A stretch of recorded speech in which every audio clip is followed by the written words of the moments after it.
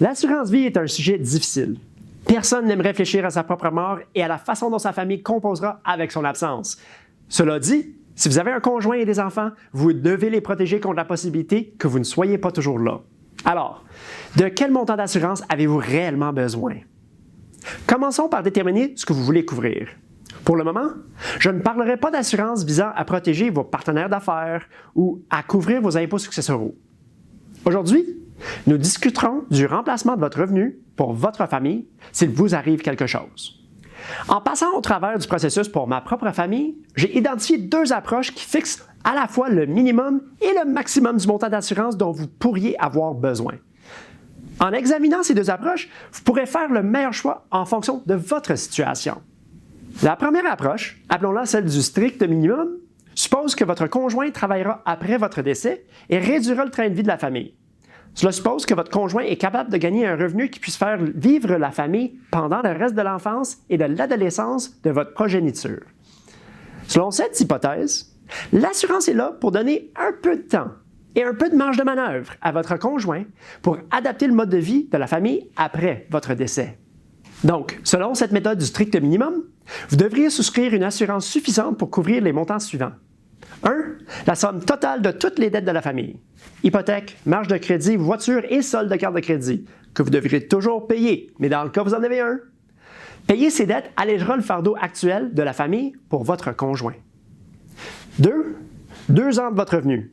Cela donnera à votre conjoint 2 ans pour décider de vendre la maison ou non, de réorganiser le mode de vie de la famille de manière durable et de préparer le terrain pour le nouvel avenir.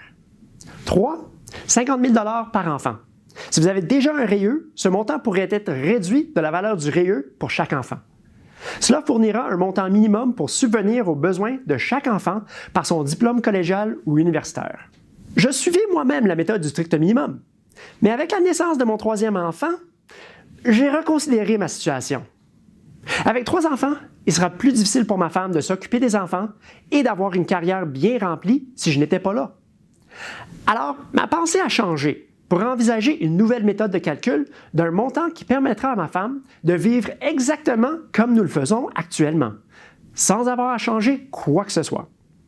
Appelons cette approche la méthode Deluxe. Un moyen plus simple d'envisager la méthode Deluxe est de projeter votre revenu dans l'avenir. Voyez l'assurance vie comme un montant qui remplacera votre revenu après impôt jusqu'à votre retraite. C'est votre revenu après impôt projeté qui déterminera le train de vie de votre famille.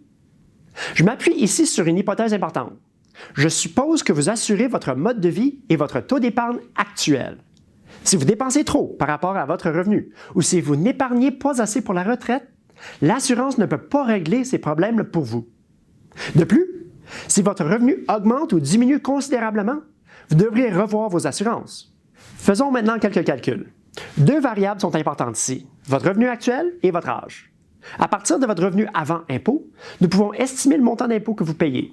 Nous pouvons ensuite effectuer le calcul pour les années qui suivent en tenant compte de l'inflation annuelle, environ 2 %, et ce jusqu'à l'âge de 65 ans.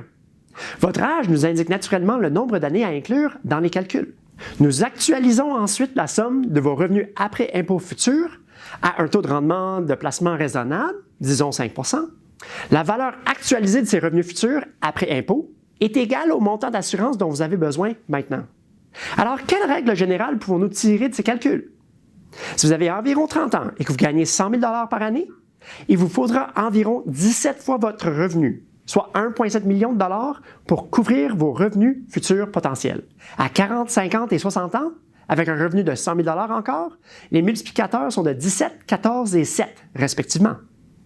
Pour vous faciliter la tâche, j'ai créé ce tableau pour déterminer le multiple du revenu dont vous avez besoin en assurance pour subvenir aux besoins de vos proches comme si vous étiez toujours là. J'espère que ces 2 cadres de référence vous ont donné matière à réflexion sur le montant d'assurance dont vous pourriez avoir besoin, en fonction du style de vie que vous souhaitez laisser à votre famille si l'impensable vous arrivait. Pensez-vous avoir la bonne assurance pour répondre à vos besoins? N'hésitez pas à laisser des commentaires ci-dessous. Merci de votre attention. Je m'appelle Peter Gay et je suis gestionnaire de portefeuille chez PWL Capital. J'aborde des questions liées au placement et à la planification toutes les 2 semaines. Alors abonnez-vous et cliquez sur la cloche pour être avisé lorsque je publie de nouvelles vidéos.